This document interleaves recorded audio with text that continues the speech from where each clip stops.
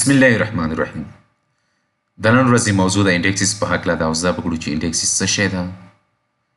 او انډیکسز څو ډولونه لري. موږ څنګه کولی شو چې یو انډیکس جوړ کړو او هغه کوم تخنیک ده چې انډیکسز یې په کارولو سره په کویریز کې چټکتیا او غوره رامنځته کوي. دوستانو انډیکسز په خپله چې ده هغه په کویریز کې چټکتیا رامنځته کوي. هغه کویریز چې موږ د لټون دپاره ترسره کوو هغوی ته سرعت یا چټکتیا وربخي او د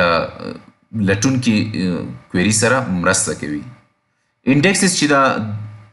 د هر ریکارډ په هکله د هغه ادرس هم د ځان سره ثبت کوي یعنی ساتي او همدغه ادرس پر مټ بیا یو ځانګړی ریکارډ په ډېر چټکتیا سره پیدا کوي. په نورمال حالاتو کې انډیکس چې ده هغه د ټیبل څخه جلا پیجونو کې موږ ذخیره کوو چې همدغو پیجونو ته بیا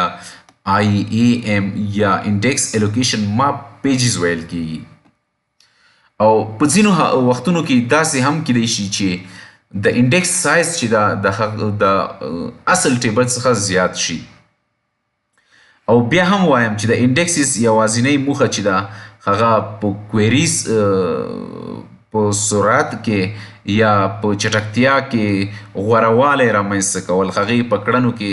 غورهوالی رامنځته کول او هغې کویری سره مرسته کول تر څو یو ځانګړی ریکارډ پیدا کړي، اپډیټ یې کړي یا یې ډیلیټ کړي. کله چې موږ په یو ټیبل په دننه کې یعنی په یو کالم باندې یو انډیکس جوړوو یا یې له منځه وړو، هغه په اصل ډیټا باندې هیڅ اغیز نه کوي. یعنی کومه ډیټا چې ده هغه په اصل حالت کې پاتې کیږي او انډیکس جوړیږي او له منځه ځي. یعنی په ډیټا باندې هیڅ اغیز نه کوي، یوازې اغیز یې په کویریز باندې وي. دوستانو کله چې موږ په یو ټیبل کې انډیکس ونه لرو او موږ وغواړو چې یو ریکارډ پیدا کړو، یعنی د بیلګې په توګه که چیرته زموږ سره په یو ټیبل کې 100 ریکارډه موجود وي او دغه سلم آی ډي یا ریکارډ موږ وغواړو چې پیدا یې کړو، که چیرې دغه حالت کې بیا موږ سره انډیکس موجود نه وي نو موږ مجبور یو چې دغه لومړی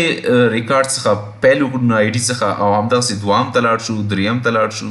څلورم ته لاړ شو او همدغسې لټون شروع کړو او په پای کې هغه زموږ د ضرورت ریکارډ چې ده هغه ته ځان ورسوو. که چیرې دلته زموږ تاسو ولدل چې د سلم آی ډي پیدا کېدو دپاره زموږ 9 تقریب 9 سرچ یا لټونونه ترسره کړل تر څو موږ خپل هدف ته ځان ورساوه. چې دغه ډول سکین یعنی ټیبل سکین چې کوم دغه د ډیټابیس انجن په کړنو باندې ډېر بد تاثیر کوي. یعنی د یوازې د یو ریکارډ دپاره 9 سرچ یا لټون یا پلټل ترسره کېدل ښه کار نه ده. دا ځکه چې زموږ سره موجوده ریسورسز یعنی سی پي یو یا کیش چې کوم دغه د زیات وخت دپاره مصروفه ساتل کېږي. که چیرې زموږ سره په ټیبل کې انډیکس اوسیږي، هغه بیا بیټري په نوم یو تخنیک یا ټکنیک چې کوم دغه کاروي چې همدغه بیټري په مرسته بیا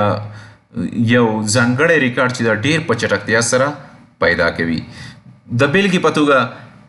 فرض کې زموږ سره بیا هم یو ټیبل کې 100 ریکارډه پراته دي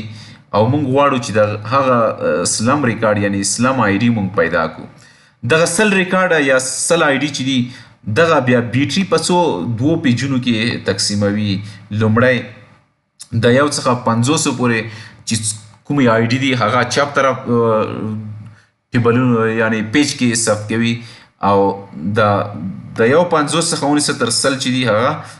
ښي طرف ته پیجونو کې ثبت کوي او همدغه شانتې تقسیماتو ته ادامه ورکوي. مثلا د یو 50 څخه ونیسه تر 50 چې دغه پیج کې ثبت کوي او د 90 څخه ونیسه تر 100 پورې بیا دې خواته راځي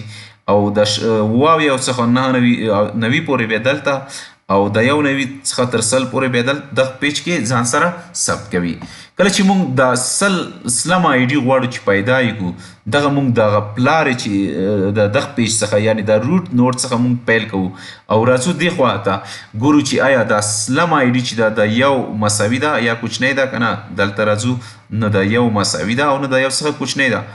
او دلته ګورو 50 سره آیا چې د 50 سره دغه سلم آی ډي چې ده دا مساوي ده او کوچنی ده که نه. دغه حالت هم یعنی دغه کنډیشن هم فالس کیږي یا غلط کیږي. نو دغه طرف چې دا د پیجونه ټول چې دا له پامه غورځوي یعنی اګنور کوي اسکیپ کوي یعنی مونږ هیڅ دې طرف ته راځو نه. یعنی په لومړی قدم کې مونږ وکړل چې 50 ریکارډ څخه مونږ تیر شو او دې خوا راشو. کله چې مونږ دې خوا ته مخه کوو نو راځو چې ګورو چې آیا زمونږ دغه سلم آی ډي چې ده دې خوا یو 50 ریکارډ چې ده دې سره مساوي ده که نه ده مساوي او نه هم ترې کوچنی ده. نو دغه خوا چې ریکارډونه چې دي د یو 50 څخه تر 15 پورې یعنی 25 ریکارډ چې دلته دي دغه هم موږ له منځه وړو یا له پامه غورځوو له منځه یې نه وړو له پامه یې غورځوو. دې خوا ته راځو چې آیا د سلم آی ډي له سل سره چې سلم آی ډي سره مساوي ده هو مساوي ده. بیا نو دې خوا ته راځو موږ مخه کوو او دلته ګورو چې آیا زموږ آی ډي چې ده دا د شپږ د اووه اویا څخه ونیسه تر 90 څخه کوچنی یا مساوي ده که نه. دلته هم راځو چې مساوي نه ده او نه هم ترې کوچنی. دا ریکارډونه هم زموږ له پامه غورځوو. یعنې تاسو ولل چې دې خوا ته موږ لومړی 50 ریکارډه له پامه وغورځول او دې خوا ته زموږ چې دا 25 ریکارډه له پامه وغورځول او دلته هم زموږ له شپږ اویاو څخه تر 90 پورې ریکارډونه چې دا هم له پامه وغورځول او دې خوا ته مخه کوو. دې خوا ګورو چې آیا د 90 څخه زموږ دغه سلم آی ډي چې دا یو 90 څخه کوچنی ده یا مساوي ده نه ده خو د سلو سره مساوي ده هو. نو دې خوا ته موږ راځو او دلته سرچ یا لټون پیل کوو. ګورو چې زموږ آی ډي دلته پیدا کیږي. یوازې که دلته تاسو وګورئ چې له یو 90 څخه ونیسه تر 100 پورې زموږ لټون ترسره کړو یعنی یوازې موږ 10 ریکارډه ولټول او زموږ خپل هدف پیدا کړو چې دلته په بیټري کې یوازې 10 لټونونه یا سرچ ترسره شول چې د 99 پر پرتله ډیر کم ده او په صورت کې ډیره چټکتیا رامنځته شوه. دوستانو کله چې موږ د انډیکسز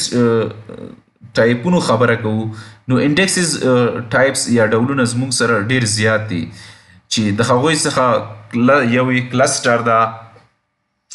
او نان کلسټر انډیکس ده یونیک انډیکس ده موږ سره شته او فلټر په نوم انډیکسز هم موږ سره شته ده ایکزیمل په نوم فل ټیکس په نوم سپیشل په نوم کالم سټور په نوم او انډیکس with included column په نوم چې موږ سره هغه چې دا انډیکس ده هم موجوده او هغه نه علاوه انډیکس on computed columns په نوم هم یو انډیکس موږ سره موجوده یعنې په اس کیو ایل سرور کې شته ده او دغه ډولونه لري. کله چې موږ غواړو یو انډیکسز جوړ کړو هغه دپاره موږ دغه سکرپټ کاروو. لومړی ورته وایي چې کریټ ماته جوړ کړه څه شی انډیکس او هغه انډیکس ته نوم ورکوو چې هر تاسو کوم انډیکس جوړوئ باید دلته نوم ورته ورکئ او دغه انډیکس په کوم ټیبل باندې جوړوئ د اون څخه وروسته د هغه ټیبل نوم ورکئ او کله چې دغه ټیبل نوم ورکړو په دغه بریکټ کې بیا ورته هغه کالم نوم ورکئ چې تاسو په یو ټیبل په دننه کې د هغه باندې انډیکس جوړوي او یاد وي ای سی اس مطلب د اسندینګ یعنی د کوچنی څخه شروع شه د لوی پورې لاړ شه یا ډیسندینګ یعنی ډي اس مطلب دغه د چې له لوی څخه شروع وکړه تر کوچنی پورې لاړ شه. د انډیکس جوړولو لپاره موږ ځو اس کیو ایل سرور ته. که دلته تاسو وګورئ دوستانو زما سره چې کوم یو ډیټابیس موجوده اریوب زازي ډي بي په نوم په دې دننه کې زموږ سره یو ټیبل موجوده اریوب رایټرز په نوم او دلته زما سره یو کالم آی ډي په نوم موجوده. زه غواړم چې په دغه کالم باندې یو انډیکس جوړ کړم. که تاسو وګورئ د انډیکسز فولډر لاندې زما سره هیڅ ډول کوم انډیکس موجود نه ده. زه غواړم چې دغه کالم باندې انډیکس جوړ کړم. زه لومړی ورته وایم چې کریټ ماته جوړ کړه انډیکس جوړ کړه او دغه انډیکس دغه نوم ورته ورکړه او دغه انډیکس چې زه جوړوم په کوم ټیبل باندې جوړوم اریوب رایټرز یعنی په دغه ټیبل باندې زه دغه انډیکس جوړوم او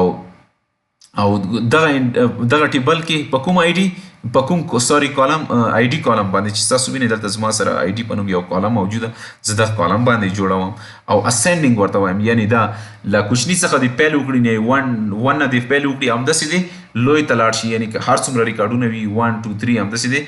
ورسره اضافه کیږي او یاد مو چې تاسو کله انډیکس جوړوئ د ټیبل په شروع کې انډیکس جوړ کړئ باید فکر پرې وکړئ کله چې ډیټا ټیبل ته لاړه شي هغه وخت کې بیا ځینې وړې ستونزې رامنځته کېږي کله چې موږ انډیکس جوړوو دلته که تاسو متوجه شئ زه آی ایکس نه مطلب دلته زما انډیکس ده او دغه انډیکس ته زه چې نوم کله ورکوم آی ایکس لومړی ترې لیکم او بیا د هغه ټیبل نوم ورکوم چې کوم ټیبل باندې زه انډیکس جوړوم هغې څخه وروسته زه هغه آی ډي ورکوم یعنی د نوم څخه هم زه کولی شم چې معلومه کړم چې زما سره دغه انډیکسز په کوم ټیبل او کوم کالم ده زه دغه غوره کوم او یاد وي چې دغه ځای کې تاسو باید د اریوب زازي ډي بي یعنی کوم ډیټابیس کې چې تاسو انډیکس جوړوئ هغه غوره کړی وي زه ایگزیکیوټ کوم تر څو کمانډز کمپلیټ سکسسفول یعنی دغه انډیکس چې دا آی ایکس اریوب رایټرز انډرسکور آی ډي دغه په بریا سره جوړ شو که زه چیرې دغه فولډر ریفریش کړم تاسو به ووینئ چې دلته زما سره انډیکس جوړ شو د دې انډیکس مخکې که تاسو وګورئ یونیک او نان کلسټر دا هم ورسره اضافه شول چې انشاءالله په راتلونکي ویډیو کې به د نان یونیک یا نان کلسټر په هکله موږ هم زده کړه وکړو دوستانو دا اوس موږ د نن ورځې لیکچر تر بل لیکچر پورې مو په لوی چښتن سپارم الله مو مل شه